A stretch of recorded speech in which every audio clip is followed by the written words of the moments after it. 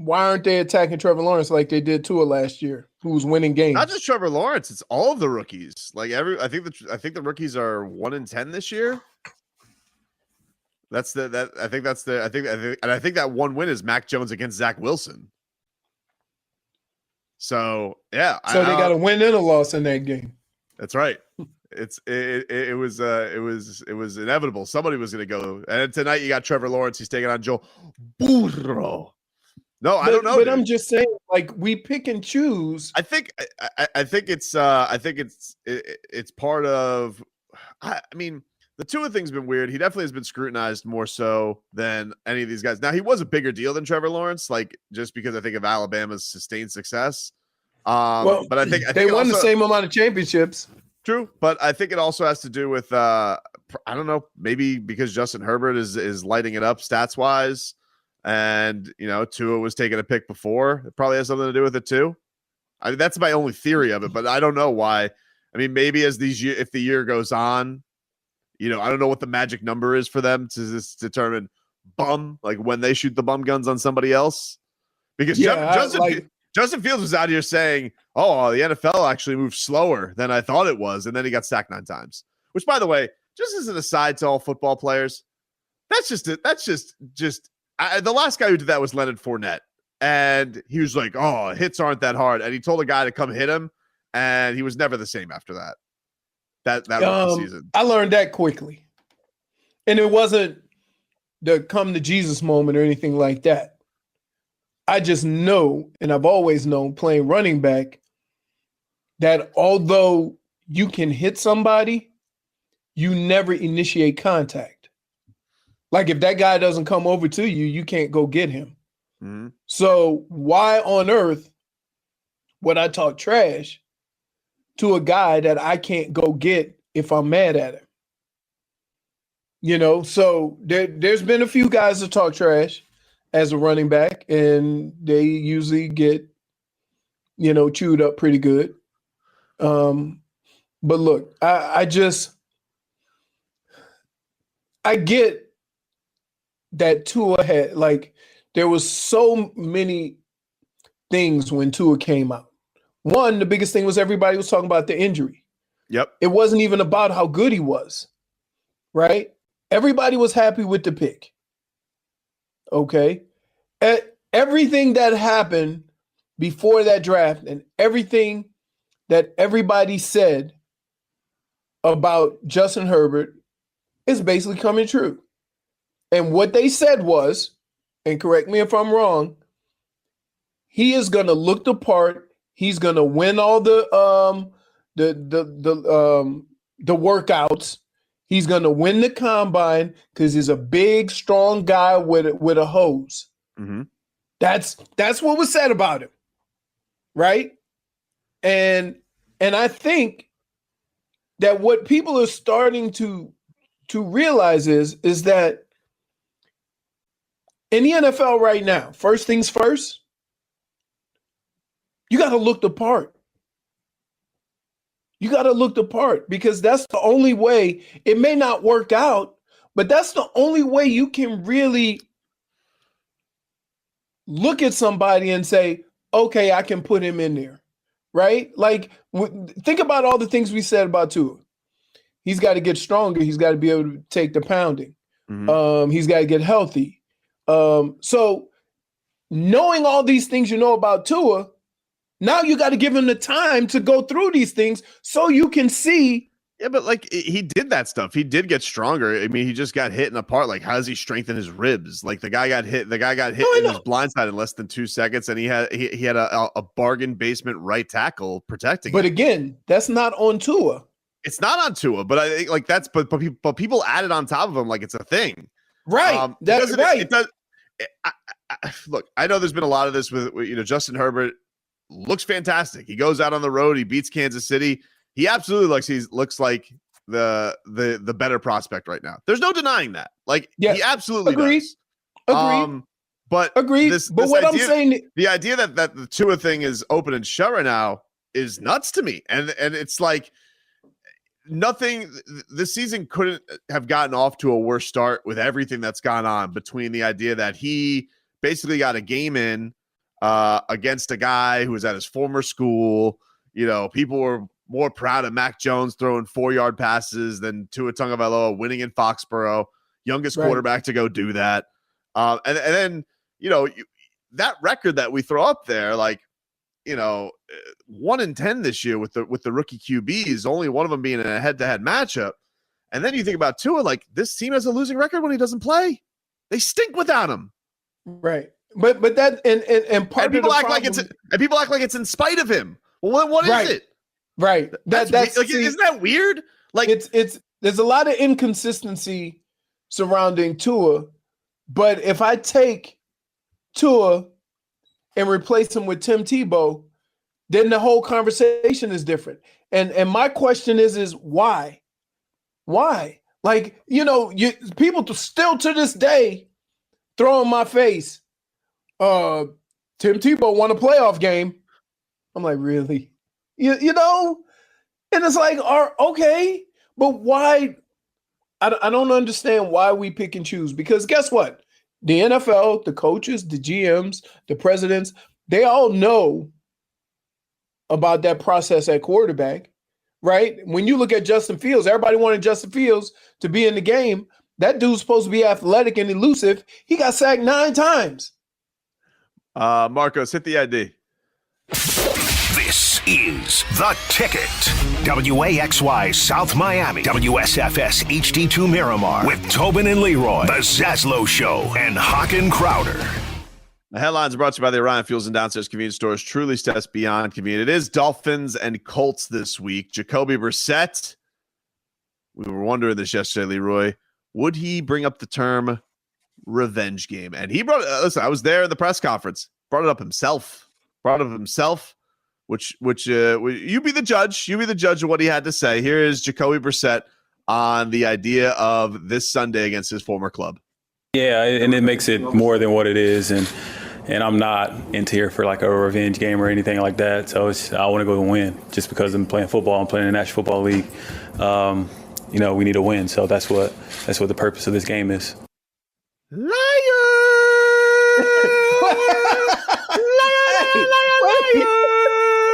You don't bring up the term. No, dude. You don't bring up the term revenge. And nobody asked that. Somebody probably mentioned it to him. No. Well, they didn't bring up the term revenge game. I was there, Leroy. Boots on the ground. Now you taking the term because he used the word? He used the term revenge game. Revenge game was not brought up. Somebody did not ask him, hey, is this a revenge game? You know, I remember it was Tim Runs. He was like, do people make more of taking on your former club more than it is? And then he's like, yeah. It's not like I think this is a revenge game. Liar! What? Marcos, liar? Like you said, bro, no one brought it up. Why else bring it up? He's a liar. Yeah. Because you want to know why? He mentioned... Dude, Jim Irsay, he's got a photo of him on his mirror right now, like Rocky versus Apollo Creed. I'm telling you, like a little newspaper cutout. Have you seen Jacoby Brissett's locker? It's I hate haven't. Colts written everywhere. I'm speculating. Yeah. But I believe it. Like, that's journalism. Dude, I'm going to tell you what. Must win revenge game. When Minnesota went and played Baltimore, like, I was fired up to beat my friends, right? Uh-oh. Big spoon early! Big spoon!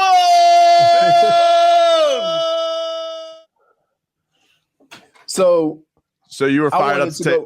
You were fired back to play Baltimore. Yep. And I knew we had a good team, but they had a good team too. They had a good defense. Right. So I knew it was going to be a slugfest. A young Ray Lewis. And I was thinking to myself, you know what? I know we're going to win because we're better. Mm-hmm. Right? Mm-hmm. I said, but I hope the game is close. So they have to run the ball, and they have to run the ball with Van Morris. And then you can see what I was going through. Right? But it didn't play out. Wait. I just want to be clear here. So you No. I just want to be clear here. Hey, So you are admitting, we don't need you. you are admitting that you had a revenge game. That's a revenge game. Buxton! That's a revenge Wait, game. let me ask you a question. You just said you wanted the game close to show that you're No. It's a revenge No. game. You just admitted it. J-Fig. No, I'm gonna bring J-Fig. You are a liar. All right. Let me explain something. Here. Say if you and a group of friends, y'all been kicking it for, however long, high school, whatever, college, whatever. And you used to date a guy in the group, right? And then y'all have like a get together, but you going back there with somebody else, right? You gonna make sure he's on point, and you gonna make sure you on point, because you ain't going up in there and not trying to outshine, whoever he's with, the new girl. Is that not accurate? Did you just say I'm not trying to outshine the other girl? No, you are. You're trying to, because you ain't gonna be outshined by his new girl, because that don't look good.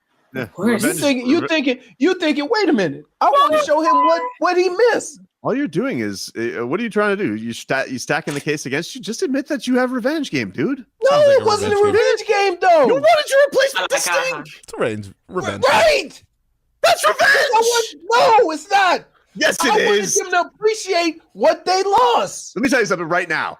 Exactly. You're a liar. Let me tell you something. You're a liar. Jacoby Brissett is a liar. Jimmy Butler is a liar. You're liars. Do it This again. guy- Liar. When was the last time you've been in a situation where you need to get revenge? I don't know. I just go through life like that, just with angst. You're a liar. If all else fails with you, you just throw up the you? Let me tell you, dude. Let me tell you something. No, don't tell me nothing.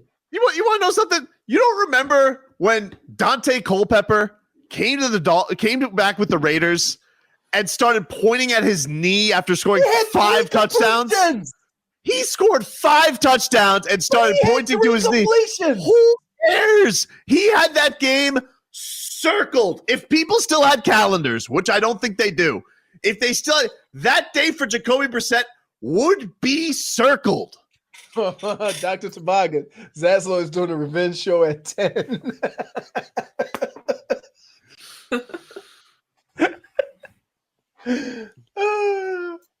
No, hey man, I get it, but no, Rock says, why didn't Tobin yell at Jimmy Butler when he was sitting in front of him? We did. He was going in. He's like, oh, no, I want to beat Joel. And then we got into the Goron talk. But I didn't believe him. But it's, you know what? This is true. When you play against your friends, you play harder.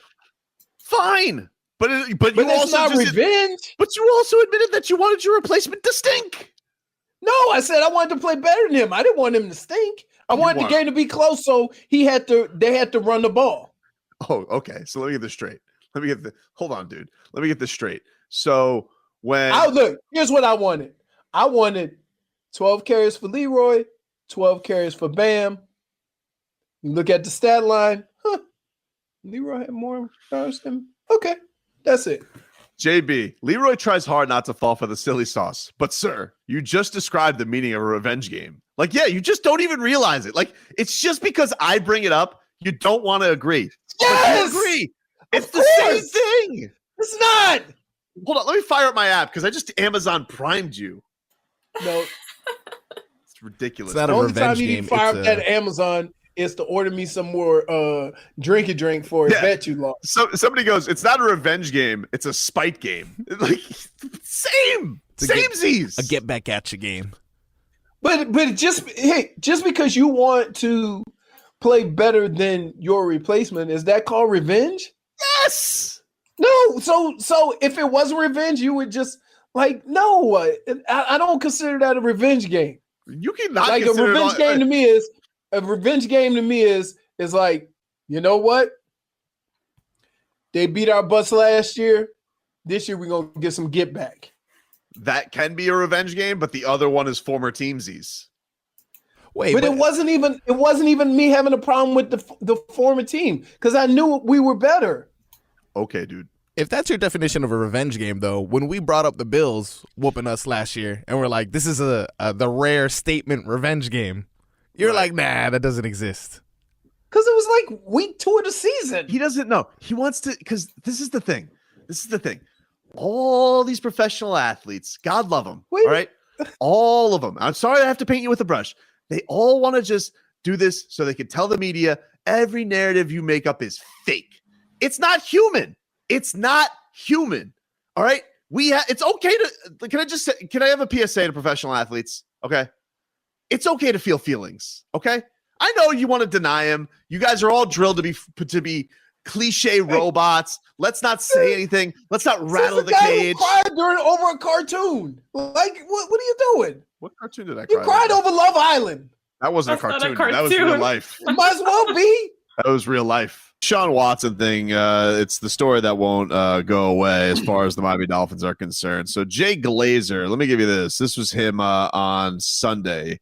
He said this before the 1 o'clock slate.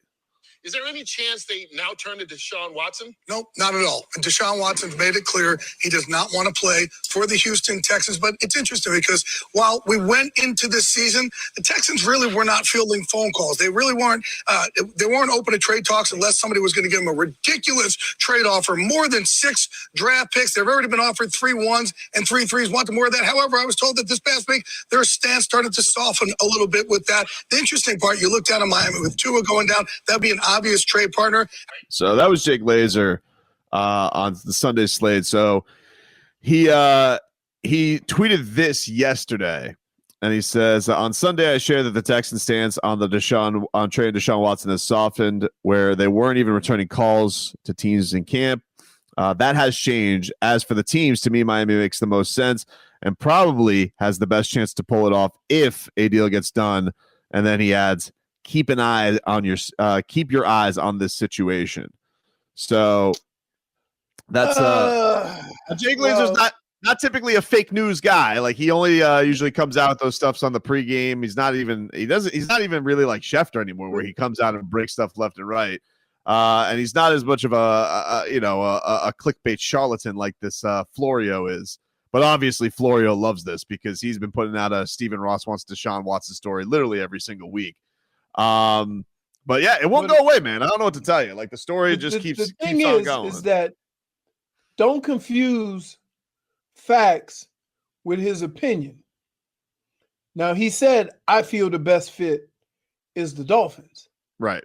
And that really doesn't have anything to do with the Dolphins. But we also know that the team that Deshaun Watson wants to play for is the Dolphins. Sure. So yeah, you could put 2 and 2 together. Yeah. But the fact of the matter is that one guy is giving his opinion and you hear the opinion of the player, that still doesn't mean anything. I think go ahead. I think the most important thing here is if anybody were to pull this off, you would probably have to have a talk with the commissioner, right? Yeah, I would. Because why would you do it? And then he says, he can actually play. I'm going to put him on the commissioner's list. The thing that I find uncomfortable about all of this is that before this all came about, with all the accusations with Deshaun Watson and all that type of stuff, of course you'd give up 6 picks for him, 3 first rounds. What is he? 3 1s, 3 3s. They turned it down. They would soften on that now.